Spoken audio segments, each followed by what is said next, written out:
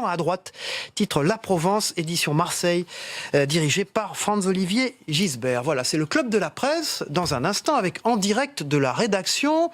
Je vais accueillir évidemment après tout ça, après qu'on traite de ce qui se passe dans le Tarn, eh bien Sébastien Lacroix, je vous en ai parlé, il est sur ce plateau. Bonjour Sébastien, merci d'être là. Mais tout de suite, c'est Brice Vidal, qui est en direct de la rédaction de 100% Radio. C'est une radio affiliée aux Indés, c'est notre partenaire. C'est la première radio indépendante privée en Occitanie. Bonjour, merci d'être avec nous. Et puis on part tout de suite avec vous. Regardez ce qui s'est passé dans l'actualité là-bas. Ça tournait autour de la question agricole ces derniers jours. Que s'est-il passé dans le Tarn, Brice Vidal ?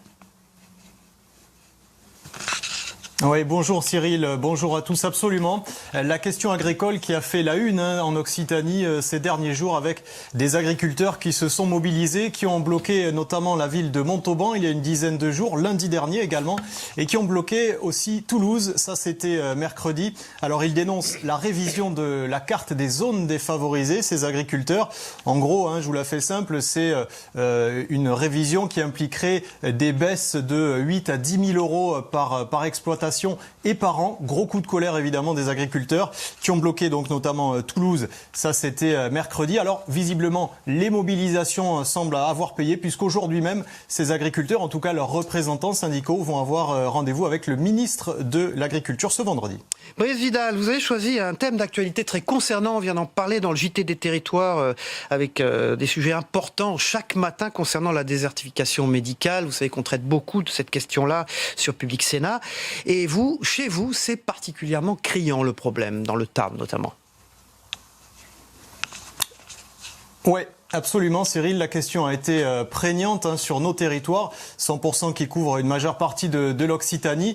Question qui a été prise à bras-le-corps par les pouvoirs publics depuis notamment 2012 et le pacte territoire santé. Alors nos territoires connaissent donc ces problèmes de désertification médicale et nos reporters ont été amenés à couvrir ces problématiques, notamment dans le Tarn. Alors on va vous parler de deux exemples. D'abord un exemple de ce qui marche, peut-être que ça pourra inspirer certains territoire, certaines personnes, certains élus. Et puis on aura aussi une anecdote un peu plus sur le ton tragicomique. Ce qui ne marche pas, ça sera la deuxième partie.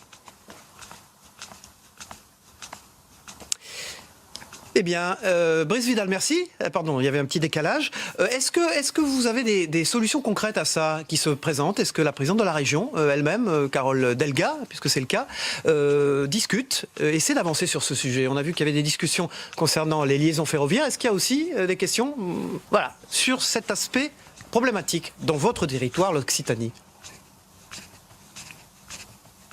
Oui, alors deux exemples, notamment celui du Tarn où c'est plutôt les mairies qui ont agi, les communautés de communes également qui ont agi. Et ce problème dans le Tarn de désertification médicale, il a été révélé par notre reporter Laurent Batine il y a quelques mois avec, vous savez comment ça se passe, ces territoires en dessous d'un certain seuil de médecins, eh bien le territoire est considéré comme un désert médical. Laurent Batine a donc révélé sur 100% que le territoire du Carmozin, près d'Albi, était devenu un territoire désert médical. Et quelques semaines plus tard, nouvelle révélation de 100%, avec l'arrivée de non pas un, mais deux médecins sur ce territoire du Carmozin. Alors vous savez, c'est la patrie de Jaurès, Carmo, c'est ce secteur-là où Jean Jaurès a été député, non loin d'Albi, un ancien bassin minier, zone très rurale évidemment. Alors, à la suite de ces recherches, de cette enquête qu'avait menée Laurent Batine, eh bien, c'est l'opérateur de santé lui-même, Filieris, c'est son nom, qui nous a contactés pour pouvoir se joindre à ce sujet. Et qui de mieux qu'un des médecins du centre de soins Filieris de Carmo pour nous parler de ce problème de désertification médicale sur le secteur. Regardez. Il manque actuellement environ 7 à 8 médecins sur le Carmozin. Donc ça fait autant de patients qui sont en absence de soins de médecins généralistes. Le but du jeu est de la prise en charge la plus adaptée possible pour ces patients pour éviter de les retrouver avec des pathologies non soignées qu'on aurait pu éviter. Les problèmes de recrutement de médecins, c'est le même sur tout le territoire français. Donc on est un petit peu au bout parce que l'ensemble des médecins qui étaient en poste actuellement se retrouvent tous à la retraite en même temps. Brice Vidal ?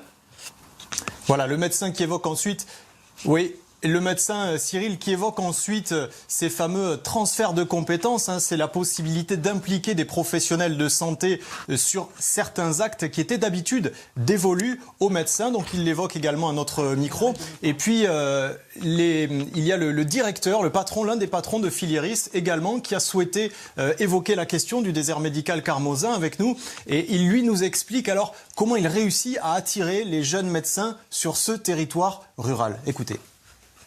Alors, deux arguments principaux. D'abord, la sécurisation du médecin, c'est-à-dire un mode d'exercice collectif qui est celui que les jeunes médecins que nous recrutons apprennent à l'hôpital, c'est-à-dire qu'ils ont l'habitude de, comme on dit, staffer les patients, se réunir autour du cas d'un patient.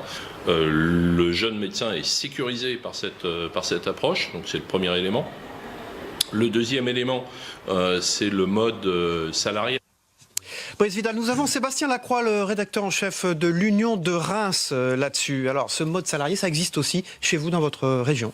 Alors le mode salarié, il se met, je crois, de façon très parcellaire en place, mais on a exactement les mêmes soucis, je crois que c'est général en France, avec la désertification médicale dans beaucoup de zones. Je pense que le problème, il est beaucoup plus vaste que ça, c'est-à-dire ça tient au numerus clausus, ça tient à la nouvelle génération de médecins, ça tient au baby-boom, etc. Et puis au conventionnement des médecins qui pourrait être différentiel entre des zones rurales et de villes. Moi, ce que je constate, c'est qu'il y a des initiatives qui sont faites en matière de maisons de santé ou de centres de santé. Parfois, d'ailleurs, on met la charrue avant les bœufs, c'est-à-dire qu'on se construit la maison avant d'avoir les médecins, ce qui pose toujours un problème. Mais ce sujet-là, il est vaste et il concerne toutes les régions, voire même quelques villes moyennes. Et le salariat, donc, dans le Tarn, en Occitanie, Brice Vidal, pour vous? Oui, alors, on l'a évoqué effectivement, cette question du salariat dans le Tarn, où le centre de soins Filieris, donc, salarie des médecins, leur offre des aides à l'installation. Et puis, on va se tourner maintenant vers un autre secteur. Alors, la Bigorre, un autre secteur de l'Occitanie. On fait 250 km direction le sud-ouest. C'est le coin de Tarbes, où là-bas, on a un petit peu le contre-exemple, où ce qu'il ne faut pas faire. En tout cas, une anecdote un petit peu regrettable. C'est arrivé à toute une patientèle du petit village de Bourg, au nord de Tarbes, où là, la mairie locale avait aidé à l'installation d'un médecin. Après 1 an et demi de recherche, tout de même, ça avait été très compliqué pour cette mairie d'installer un médecin sur ce territoire. Médecin qui a eu droit à des aides, qui a eu droit à un cabinet sans loyer à payer, et au bout de plusieurs mois, en fait, au moment où il a fallu s'acquitter du montant du bail du loyer, le médecin roumain est parti. Il est parti, alors selon nos confrères de la Nouvelle République des Pyrénées, il est parti sous les cocotiers aux Antilles en prenant les dossiers, une partie du matériel. Donc là, c'est un petit peu le contre-exemple, ce qu'il ne faut pas faire. Vous avez évidemment eu une grosse levée de boucliers dans le secteur. Le maire, notamment, de ce petit village de Bourg, qui s'était offusqué de la situation. Toute une patientèle qui s'était sentie trahie et évidemment qui a eu de grosses difficultés à retrouver un médecin parce que la plupart sont débordés dans ce secteur. Je rappelle que la Bigorre, le secteur dont je vous parle là, n'est pas encore un désert médical selon les critères de l'Agence régionale de santé, mais pourrait le devenir d'ici quelques temps. En tout cas, la pilule a été un petit peu amère pour les patients là-bas du côté de Bourg, dans les Hautes-Pyrénées. Voilà, c'est Brice Vidal, le coordinateur de la rédaction de 100%, cette radio du Tarn, première radio indépendante de la région Occitanie. Alors, désert médical, on vient d'en parler, mais pas désert culturel en Occitanie. Vous vouliez nous parler d'un livre, Morphine, bistouri et autres emmerdements d'un chirurgien de l'hôpital Purpan, l'hôpital public de Toulouse. Alors oui, d'une clinique toulousaine, Denis Dupuis, c'est l'auteur de ce petit opus, ce petit bouquin très sympa, on a beaucoup aimé à la rédaction de 100%. Il raconte en fait sa jeunesse assez tumultueuse, il faut bien le reconnaître, avec son frère, où ils ont un petit peu goûté à tous les toxiques. Donc c'est un petit peu curieux, c'est un ovni un petit peu dans la littérature locale. En tout cas, voilà, Denis Dupuis, je vous rassure, vous pouvez aller vous faire soigner chez lui. C'est un chirurgien de renom, urologue, très exactement. exactement dans une clinique de Toulouse. Denis Dupuis qui commet là son premier livre et c'est un bouquin très sympa à lire, un style très saillant. Donc on espère que c'est la naissance aussi d'un écrivain et qu'il aura autant de succès avec son stylo qu'il n'en a avec son stylet de chirurgien.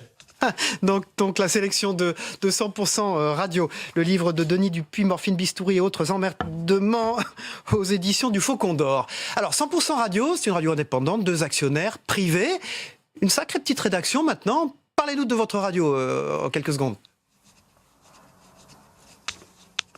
Oui, alors c'est une radio bien qui est née au tournant des années 2000, qui a été fondée par Olivier Fabre et Jacques Iribarren, donc au tournant des années 2000, qui aujourd'hui compte 40 salariés, environ 40 salariés, 10 journalistes à la rédaction pour couvrir autant de départements, une dizaine de départements couverts et 25 fréquences. Alors ça va de Pau à Perpignan, en passant par Montauban, la zone historique aussi, Carcassonne, Albi, Castres, Auch, voilà les villes que l'on couvre, Foix également en Ariège, voilà 25 fréquences donc pour cette radio née aujourd'hui il y a 18 ans et qui poursuit son petit bonhomme de chemin. Et ce duplex, Brice Vidal, pour célébrer une bonne nouvelle pour vous, pour 100% radio, c'est que vous émettez maintenant à Toulouse, au cœur de l'Occitanie. Oui, absolument Cyril, oui, il y avait une forme d'incohérence un petit peu puisque 100% radio cernait la métropole régionale, Toulouse, ici et ses nombreux habitants, quasiment 2 millions, bientôt en tout cas 2 millions pour Toulouse, et une forme d'incohérence puisqu'on n'avait pas encore accès, on n'avait pas l'accessite à cette capitale.